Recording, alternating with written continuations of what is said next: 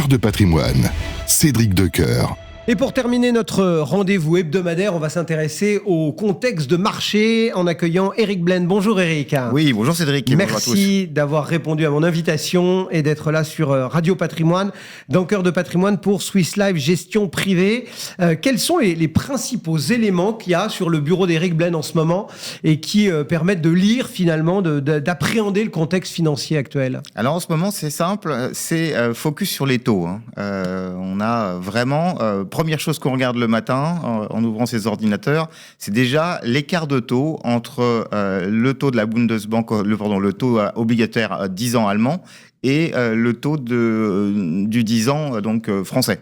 Et on regarde si cet écart a bougé ou pas pour s'apercevoir si la France est sous pression des marchés financiers, anglo-saxons en particulier, ou s'il reste dans des espaces à peu près connus. Pour l'instant, on y est encore, on est à 72 points de base si je ne me trompe pas, ça n'a pas bougé entre le moment où je suis venu ici et le moment où je suis parti du bureau. Ce qui est plus élevé que ce qui était avant donc la décision de notre président de dissoudre l'Assemblée nationale, mais ce qui reste encore raisonnable, mais on est plus haut que les Portugais et pas loin des Espagnols. Voilà un petit peu donc ce premier critère que vous prenez en compte.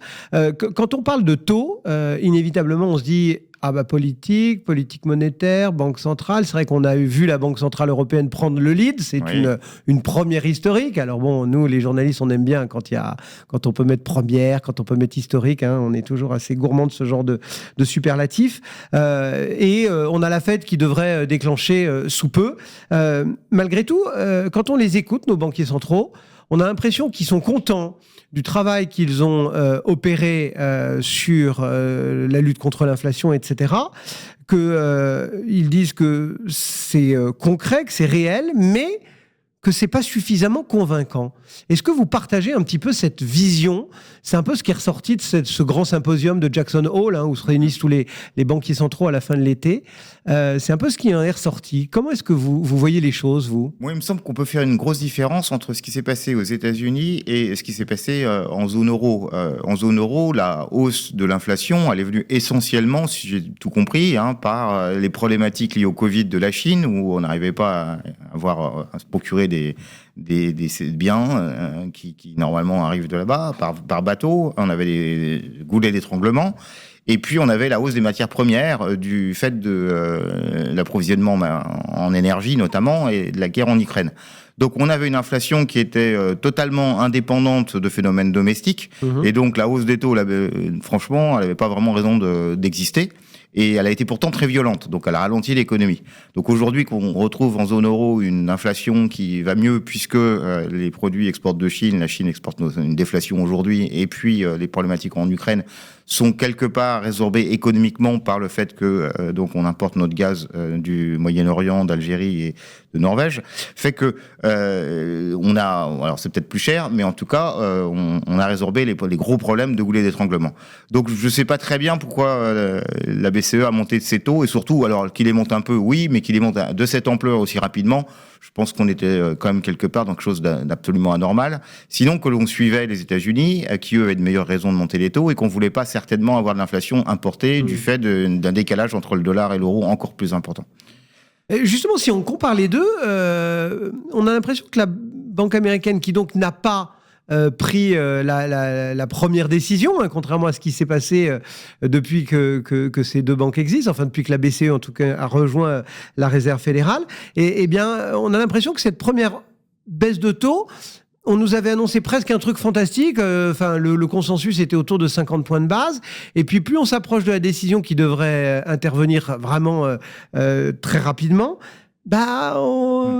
les 25, et encore, on a l'impression qu'en fait, la Fed a peur de frapper trop fort. Ouais, là, c'est chaud, je pense.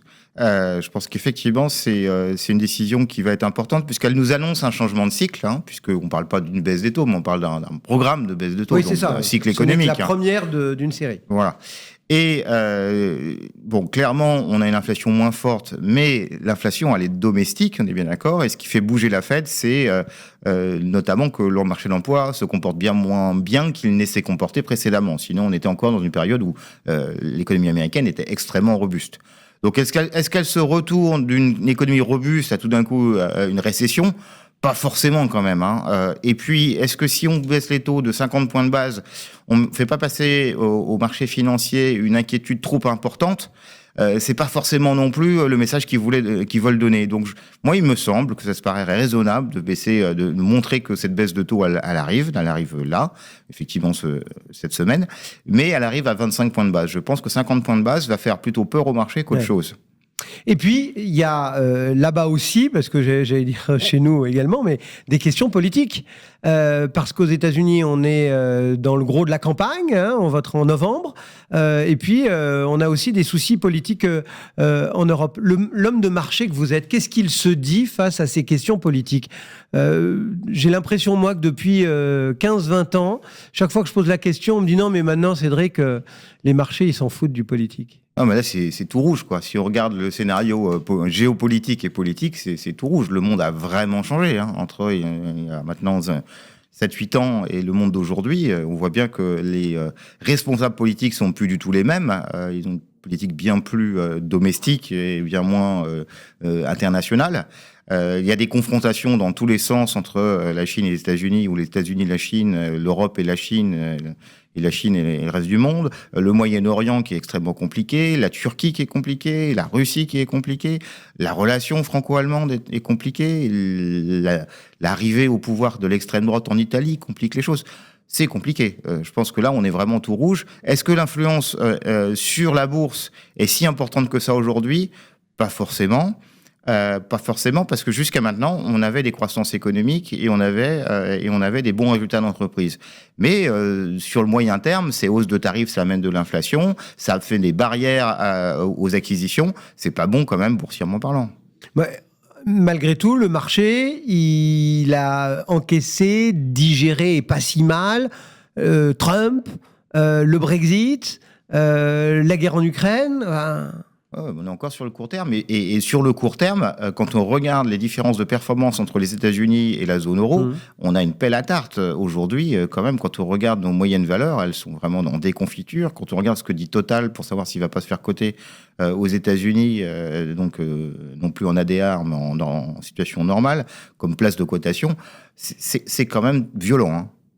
Alors justement, dans ce contexte-là, qu'est-ce qu'il faut faire quand on est un épargnant ? Est-ce qu'il faut rester très prudent et se dire bon, j'ai peut-être une petite poche action et puis ce sera tout? Est-ce qu'au contraire il faut y aller et il faut y aller comment? Alors déjà, est-ce qu'il faut être prudent? Est-ce qu'il faut se dire bah non, tiens là j'ai peut-être une fenêtre d'entrée? Enfin, comment est-ce que il y avait donc une bonne période pour acheter des obligations, puisqu'on pouvait avoir du 6% sur des obligations de reprise qui sont de très bonne qualité, qui donc à 3-5 ans nous rapportaient 6% par an. C'est plutôt bien.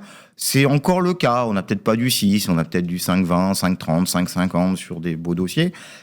Mais alors, c'est pas très accessible pour le particulier. Ouais, il faut passer par des fonds. Alors, des fonds d'entreprise à maturité, donc à maturité donnée de 4-5 ans. Bon, c'est encore des choses qu'on peut faire, ça c'est clair. C'est vrai que c'était facile aussi d'acheter du court terme, donc des caps de trésorerie, par exemple aux États-Unis, qui rapportaient du 5,50 avec un dollar qui montait. C'était pas mal. Bon, est-ce que le dollar va continuer à rester si élevé? S'il baisse les taux de 50 points de base, bah moins. S'il baisse les taux de 25 points de base, ça va rester assez fort. Bon, c'est pas encore complètement ridicule de placer son argent en trésorerie monétaire aux États-Unis. Et puis après, pour le reste, bah, les actions étaient à des prix élevés, en particulier aux États-Unis, c'est bien clair.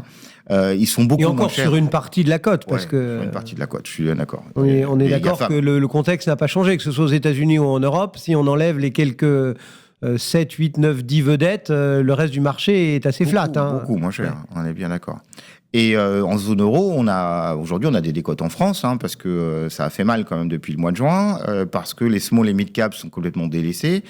Donc c'est intéressant de s'y intéresser pour un horizon moyen terme. On n'est pas là sur le court terme, parce que à court terme, comme la visibilité est très réduite, on ne sait pas. Oui, mais c'est vrai que sur le moyen terme, c'est-à-dire 3-5 ans, aujourd'hui, des valeurs défensives, puisqu'on ne sait pas encore vraiment si les taux vont baisser fortement, si l'économie va repartir alors que les États-Unis ralentissent, alors que la Chine est bien en chaos, debout, économiquement, et que la zone euro, on le voit bien, va assez mal. Le moteur allemand est quand même en panne, et la France est avec un grand brouillard. Bon, donc les valeurs défensives s'imposent. Air Liquide, c'est bien, quoi, c'est clair. C'est-à-dire que justement dans les mots que les épargnants peuvent entendre, cyclique, défensive, croissance, value, enfin donc c'est quoi il faut raisonner comme ça sur des grands types de valeurs, il faut réfléchir sur des thématiques, il faut réfléchir sur des secteurs, sur des zones, qu'est-ce que non mais l'emblème là-dedans c'est se dire que même les valeurs qu'on détestait le plus, nous gérants professionnels comme Sanofi remontent. C'est que vraiment il faut acheter des défensifs, c'est la pharma, celui qui trouve pas le vaccin du Covid qui monte, c'est fabuleux. Donc Air Liquide comme valeur défensive, pour moi, dans mon esprit s'impose. Ça fait partie des toutes premières valeurs de mon portefeuille. Dans le secteur pharmaceutique, moi je préfère Biomérieux qui est fait une sorte de Nespresso de la pharmacie. Ils installent des équipements et ensuite ils mettent des petites doses pour tester en fait différentes maladies. Donc ils gagnent pas beaucoup sur l'installation de l'équipement et beaucoup sur le renouvellement des doses. Et donc comme ils ont très bien réussi le Covid, ils ont à la fois donc beaucoup plus d'hôpitaux et de cliniques aux États-Unis en particulier, et ils ont augmenté donc leur capacité à mettre des doses pour tester des choses différentes. Et on voit bien que le cours de bourse est en train de s'améliorer aussi parce que c'est mérité. Là pour le coup c'est moins cher avec une belle visibilité d'un patron qui est arrivé qui me paraît assez ingénieux, intéressant. AXA aussi est une valeur défensive aujourd'hui. C'est vrai qu'elle s'est écartée des marchés financiers, devient plus proche de tout ce qui est technique. Et d'après Bubble, le président, la rentabilité de l'industrie d'assurance sur le technique et donc pas que sur l'épargne est 2 fois supérieure à l'épargne. Donc dans des marchés chahutés, c'est bien d'avoir effectivement une diversification dans le secteur de l'assurance qui marche bien, avec un rendement de l'ordre de 6-7% et des PER, donc ratio sur cours-bénéfice de 10 fois. C'est pas mal. Ouais. Voilà des exemples. Quelques exemples délivrés par Eric Blaine. Donc Sanofi, AXA et Biomérieux, par exemple. Plutôt Air Liquide, Biomérieux et AXA, que Sanofi. Air Liquide, AXA et Biomérieux, effectivement. Sanofi, c'était pour illustrer l'incertitude de voir un titre remonter. Merci 1000 fois, Eric, d'être passé dans Cœur de Patrimoine. À très bientôt. Avec plaisir. Eric Blaine pour Swiss Life, gestion privée. Cœur de Patrimoine, une émission à réécouter et télécharger sur le site et l'appli Radio Patrimoine et sur toutes les plateformes de streaming.